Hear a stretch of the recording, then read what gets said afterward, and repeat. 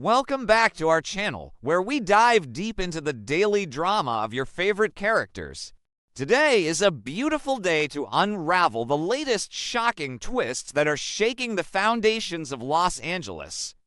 For decades, the towering glass facades of Forrester Creations and the sprawling empire of Spencer Publications have served as the battlegrounds for corporate espionage, passionate romances, and bitter familial betrayals.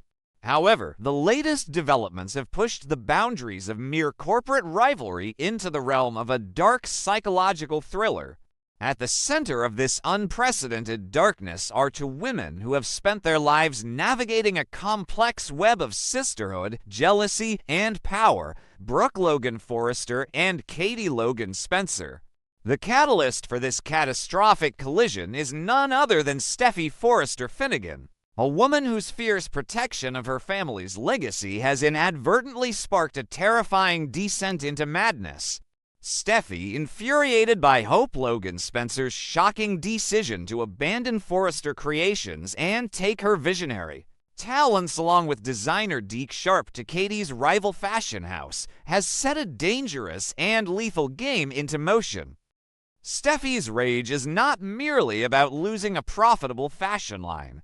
It is about the blatant disrespect she perceives from the Logan camp. In a desperate and highly calculated move, Steffy approaches Brooke, her longtime adversary, and begins to plant a toxic seed. Steffy masterfully manipulates Brooke's existing vulnerabilities, capitalizing on the devastating blow Brooke recently suffered when Ridge Forrester outright rejected her pitch to become co-CEO. Brooke is already reeling, feeling stripped of her power and influence within the company she helped build. Steffy whispers poisonous truths and half-truths, convincing Brooke that Katie is not just an ambitious businesswoman, but a common enemy actively plotting to destroy both the Forrester and Logan families. Steffy paints Katie as a ruthless opportunist who is using Hope as a pawn to elevate her own status, backed by the infinite resources and vindictive nature of Bill Spencer. Brooke, whose entire identity is deeply intertwined with her maternal devotion to Hope and her desperate need for validation from Ridge, absorbs Steffy's venomous narrative with terrifying ease. The loss of power at Forrester Creations has left a gaping void in Brooke's psyche, a void that is rapidly filling with paranoia and misplaced righteousness. She begins to view Katie's recent aggressive business moves not as a sister's success, but as a direct, calculated assault on her own flesh and blood. The idea that Katie would poach Hope, essentially tearing her away from the Forrester fold and placing her under the chaotic influence of Bill Spencer, becomes an intolerable reality for Brooke. The twisted alliance between Steffy and Brooke, two women who have fought bitterly for decades, underscores the sheer magnitude of the threat they believe Katie poses to their intertwined empires. As days turn into sleepless nights, Brooke's mental state deteriorates at an alarming pace. The boundary between maternal love and absolute madness begins to blur, dissolving into a dangerous cocktail of obsession and delusion. Brooke convinces herself that Hope is a helpless victim, blinded by the allure of total creative control and Liam Spencer's misguided encouragement.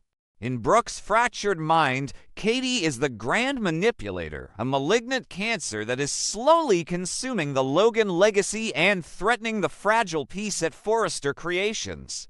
Brooke truly believes that if Katie succeeds in launching Hope's new line, the resulting corporate war will tear their families apart forever, destroying Ridge's legacy and ruining Hope's life in the process.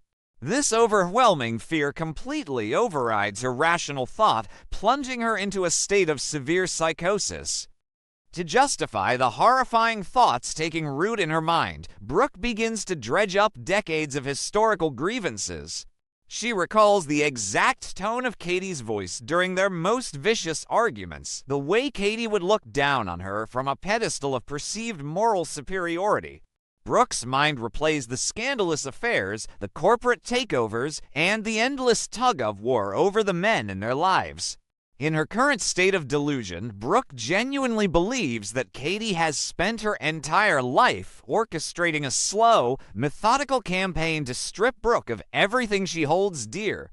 This is no longer just about Hope's fashion line or a co-CEO title, it is about ultimate survival. Brooke feels she is striking a preemptive blow in a war that Katie started decades ago, twisting her own memories to cast Katie as the ultimate villain.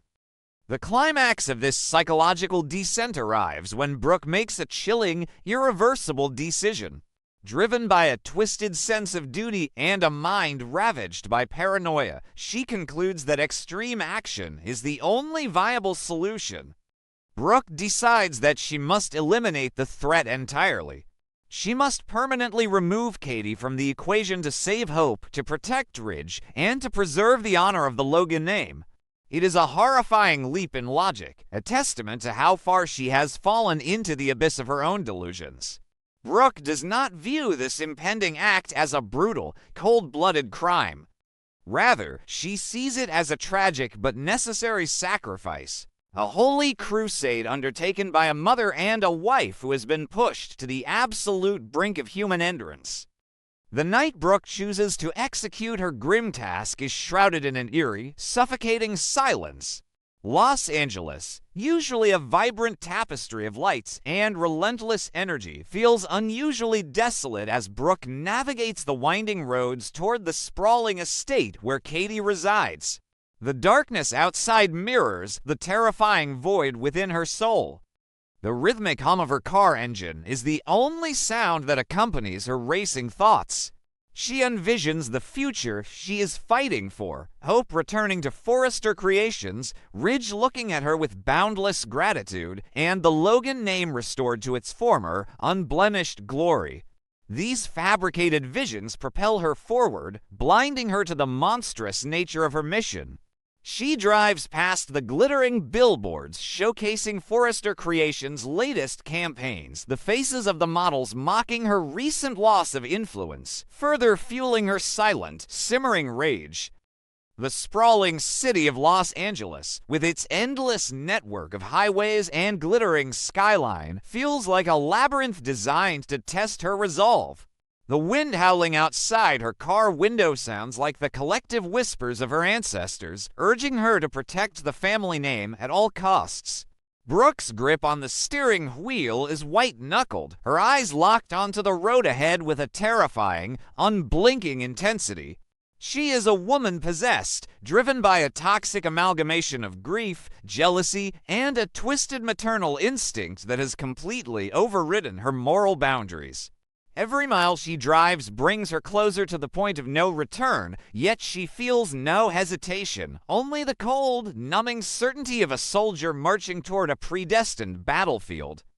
Upon arriving at Katie's home, Brooke moves with a chilling, calculated precision that completely belies her fragile mental state. She knows the security codes, the hidden entrances, the layout of the house knowledge born of a lifetime of sisterhood, now weaponized for a sinister purpose. She slips into the silent mansion like a ghost, her footsteps swallowed by the plush carpets.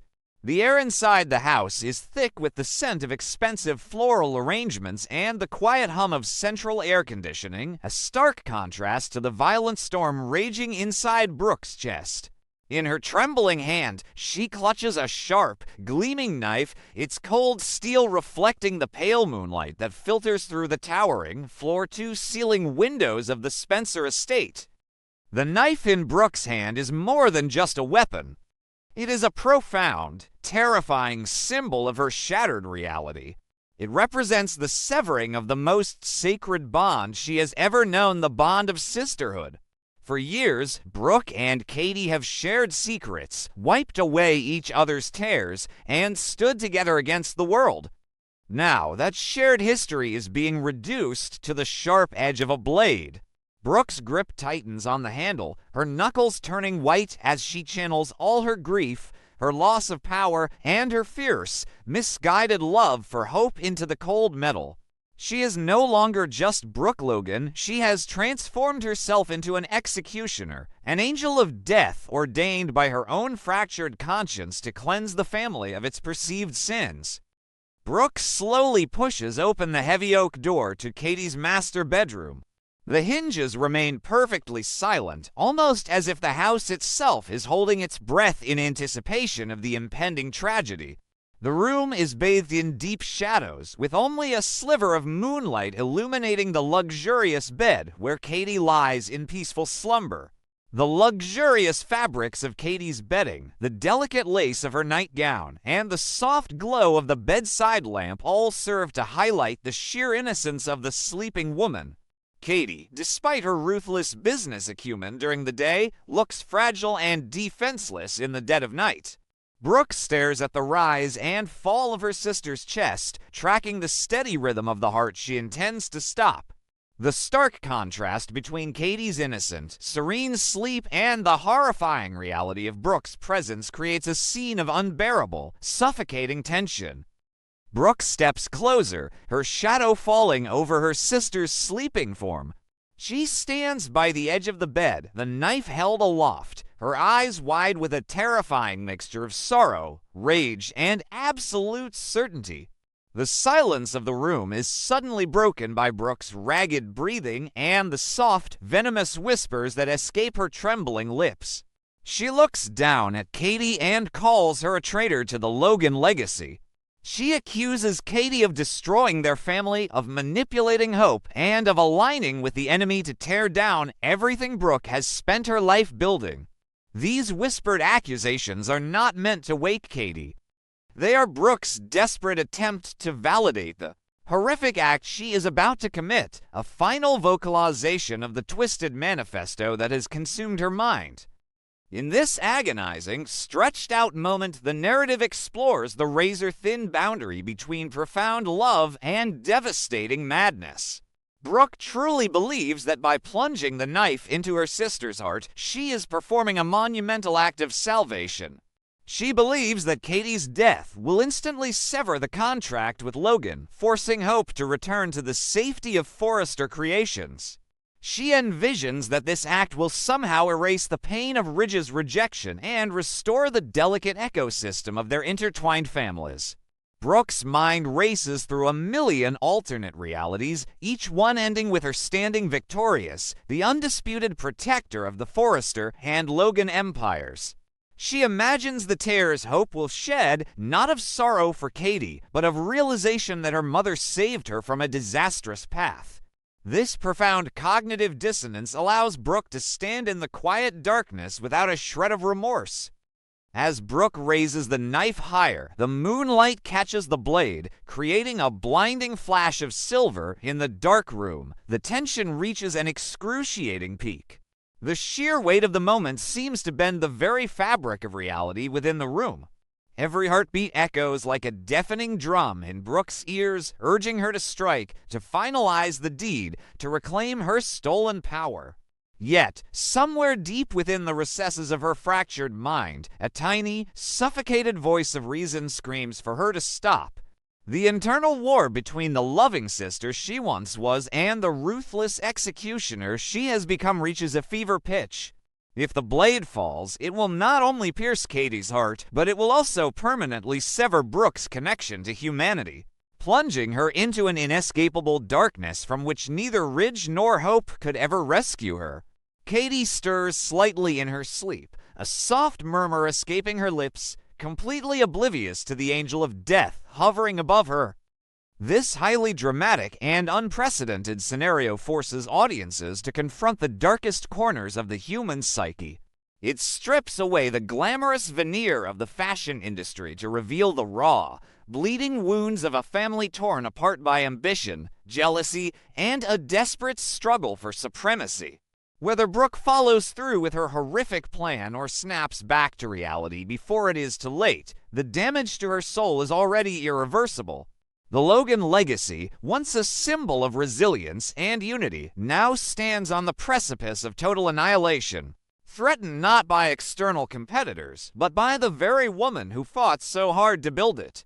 The battle lines have been redrawn in blood, and the landscape of Los Angeles will never be the same again.